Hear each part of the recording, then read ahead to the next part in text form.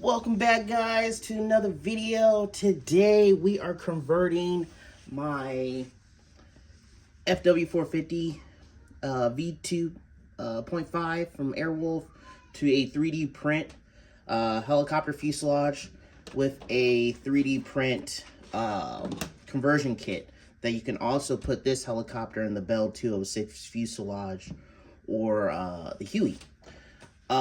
So further ado, we're going to take this apart. I'm going to show you how to put this build plate together for the 3D print. I'll leave a link in the description where you can find the 3D file from the guy. I forgot his name. But I'll put that in the comments too, or in the video as an edit. So further ado, let's get this. I'm going to start taking this apart and we're going to build this together. This FW conversion kit V4. So let's get into it. Now, always remember which screws go to what. So I have a 2mm on this side, and then the 1.5 millimeters where the screws go. And I'm only doing one side. And we probably may not need to have all of the screws. So I'm gonna take this motor one out. When I get this unscrewed, I'll turn back the camera and I'll show you where I updated at. Okay, so I started taking one side of the screws out. So I started with the bottom plate first. You're gonna need at least a 1.5 millimeter. And I'm just taking off this support bracket for like your landing gear and the frame holder.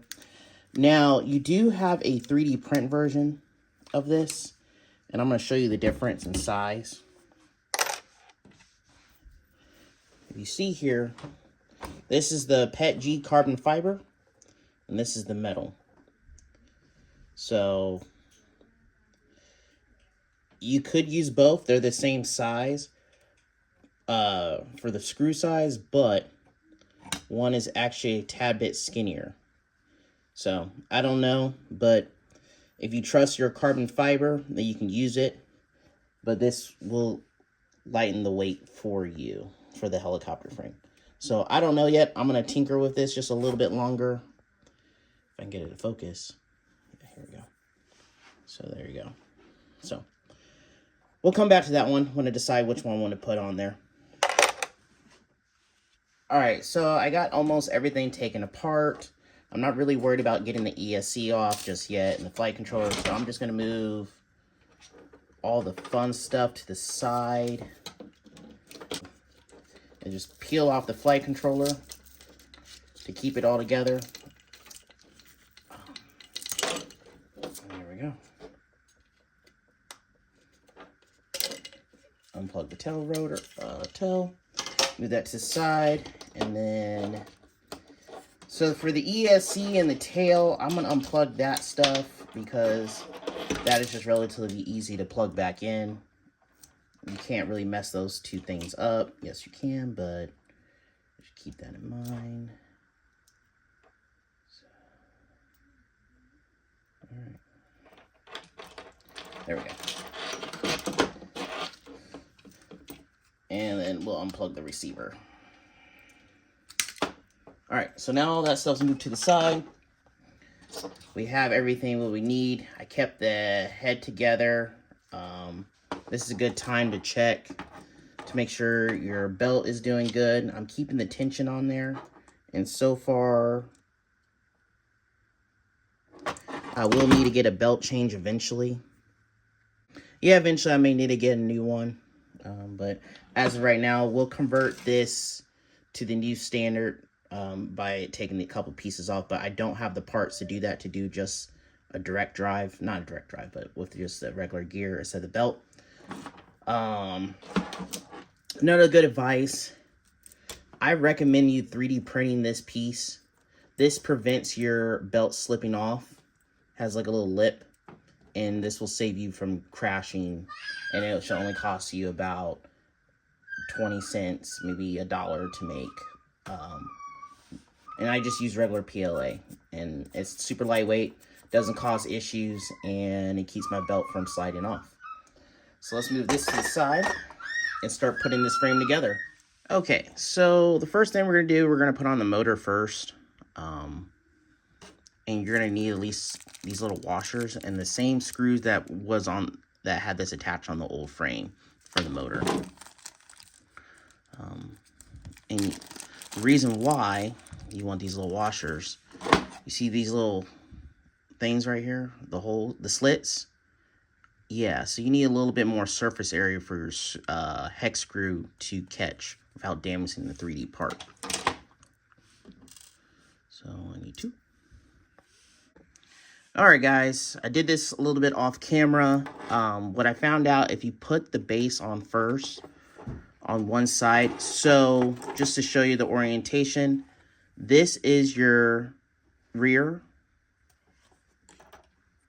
So remember this point right here, this little curve is going to be your rear. This is going to be your rear where the H1 is going to be. And your motor is in the front right here.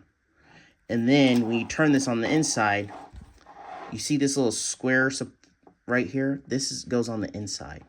Now, I'm not too sure if we need to remove the X support right here, but this is in there. So I don't know what this is for entirely.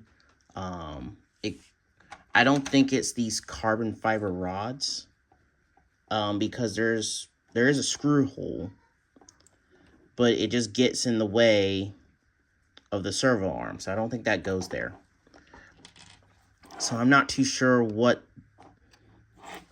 goes in here, unless it hooks up to a frame or not. So right now we're going to leave it till I just get back to the guy that designed this and figure out if we need to remove this. But as of right now, I'm not removing it. Now, we go on the other side. So next thing we're going to do is get the motor on.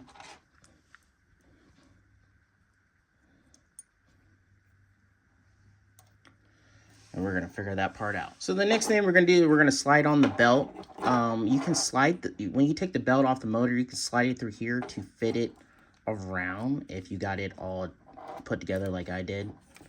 So I'm just going to slide it like that. Boom. Now the belt's on. So now the belt is in position. Now we just got to get the motor on.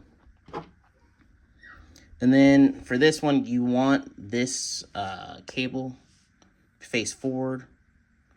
And this is how the motor direction is going to be, because this is going to loop around on the side where the ESC is going to be at.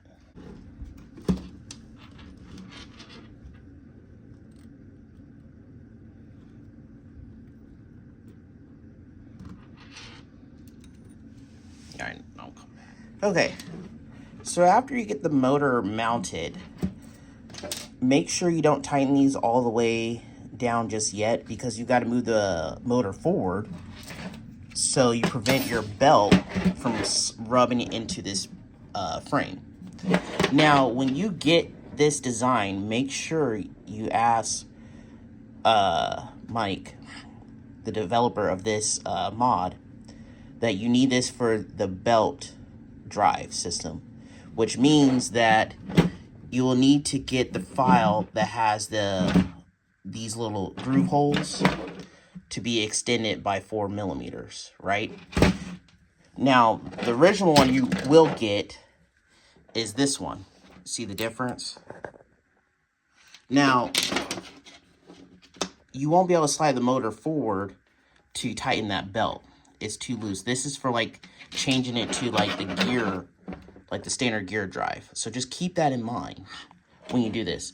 So eventually I will convert this to a regular gear, but as of right now, this belt is still doing good. I will order a new one because it's about a couple years old, and I think it has about 150 minutes on it. So eventually I will retire this out, or make out of this in TPU and see how that works. But this has like carbon fibers in it, which gives it more strength. So eventually I will upgrade this to the new V2.5 standards for the gear, but as of right now, it's just going to do just fine. So that's pretty much what I want to show you. So I did a lot of this off camera, the dry fit, so this is everything. The next thing we're going to do, we're going to incorporate the little frames right here to put these in perspective, and I'll show you where to put those at. I probably will do it off camera. And then we'll put all the other screws back in, and then this is officially completed. So, further ado, let's get into it. Yeah. So the next thing we got to do is add these spacers in. Now you do get a 3D print version of this. I'm going to stick with the old ones, the old aluminums. One, they're not damaged, and two, they're not going to add hardly any weight to it. One, this is completely 3D printed, so if something does go wrong, I want something to do process elimination, if a crash, an investigation. But as of right now, I'm going to stick with these. I trust the filament is very sturdy and strong. I can't break it myself, but I'm going to stick with these guys. Below your motor, and now it doesn't really matter which notch you want to do it in. It just depends where you want it. I might just put it in the middle, right here. Yeah, I think in the middle. Actually, I'm going to put it in the front. Here's why. Just in case this wants to bend where the motor is, this will prevent that from going into that, the gear area right here, where your belt goes in. So, just in case this is moving around, I don't want that to rub and then causes a short or burns out the belt. So actually, I'm going to move it in the front. And then, yeah, let's do that. Now, you notice there's no plans for this. It's super easy to put together. So I'm just going to make a video putting this together.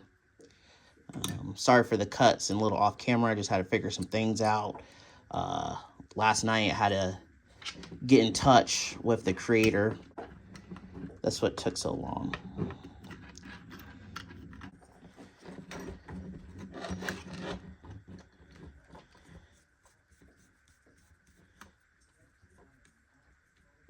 All right, there we go. Looks pretty clean. All right, so now I'm going to go back through the whole thing and put these 2mm screws. That's the size of the hex screw you need. And you're pretty much reusing all the screws that you took off your V2.5. So you don't need to go buy any anymore. You just use the same screws that came off the helicopter right here. These are all the same, unless you lost them. So I'm going to go back and add these little washers everywhere. This will protect the filament frame, because if you over tighten it, this will compress and that will weaken it. And you want to make sure if you do overdo it, if you do compress it, it's going to space out the load equally, instead of having it on this tiny little surface area. You're just going to increase it, and that's going to increase the safety, reliability of this not failing. Unless your 3D printer did not print this correctly, then that's a whole different subject. So I'm going to finish this off camera, and then we're going to come back and I'll show you the end results. All right, guys, so I got all the screws in, but I did make a mistake on this rear one. This you need to remove. I think it should go right here, because if I pinch this, it bends, and that's going to give it more strength. And the only reason we're moving this down over here is because this piece holds your flight controller, and that actually goes where that piece is. So we're going to remove this, move that down here, and then we're going to screw this one in. So, and I believe this one is, it's a 1.5. Let's confirm if that is.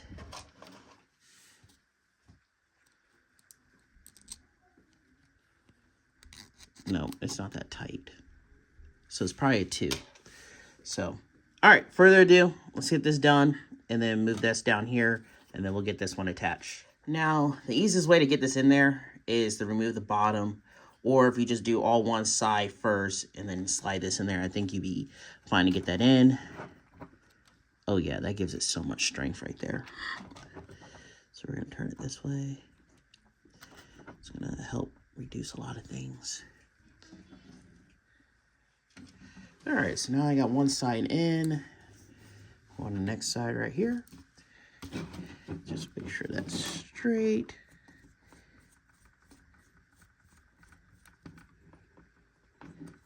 is perfect.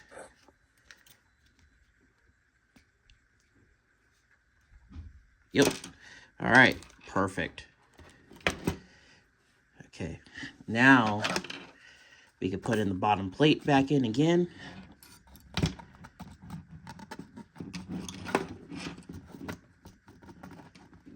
Now, you don't need to put that in the middle if you don't want to, but I'm doing it just for extra strength. I'd rather have peace of mind than not have any. Oh, it would help to actually use the right head screw.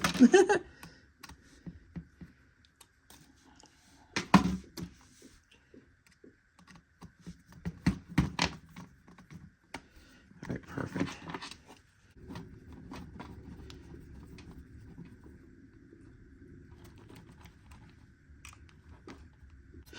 Perfect. Oh, that is so sturdy. Okay. Now, move this out the way, the flight controller. We're gonna put that in there, like that. Ooh. So these are 2s.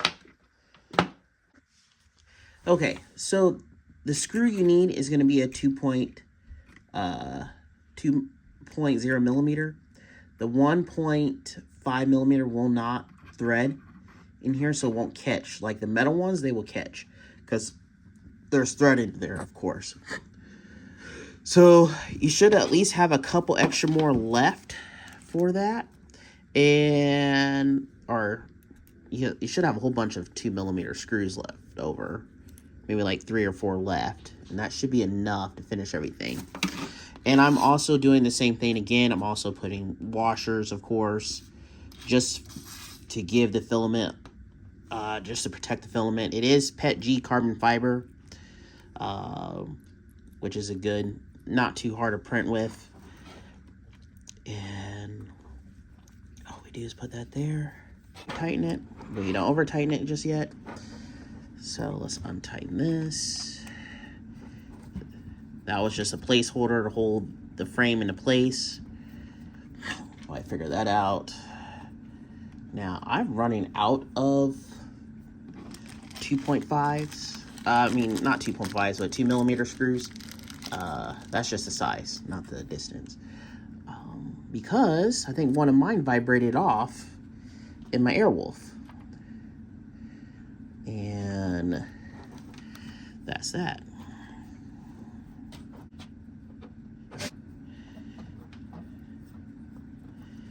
And make sure it's not coming under it. Okay, I don't feel it coming out on the other side. And that is where it is. All right, now the platform is built. It's pretty much where the H1 is gonna go. Now, if you're wondering like, oh, Bowser, you know, your stuff's backwards. Well, this is for the light. So you gotta have it face in the same direction. Don't point it this way with the arrow, because this is the front. Your motor's the front, this is the back. Do that, then you're gonna have a whole bunch of issues. And this hits low, so if I need to put the GPS, like the M10 on top, or one of the old ones, like this guy, which is fine, but I think I found a spot on the other helicopter where I'm gonna put it inside the tail. But that's a later date, so let's get this all wired up. Now, I don't know if this is gonna be an issue just yet, but everything right here is gonna get zip tied in. Once I figure out where a safe place to zip tie this. So, yeah. So there you go. 3D printed frame that converted the FW450. And this is the finished product. So, if you have any questions or anything, you can ask me. Or if you do buy this, ask the creator of this beautiful thing right here. I can't wait to test this out. Now, if you're asking what type of filament you should use, you can use PLA if you want. It is brittle. I think it says you need carbon fiber, so I use PETG carbon fiber. But there's tons of carbon fiber out there, so if you know how to use the more advanced carbon fiber filament, then do so.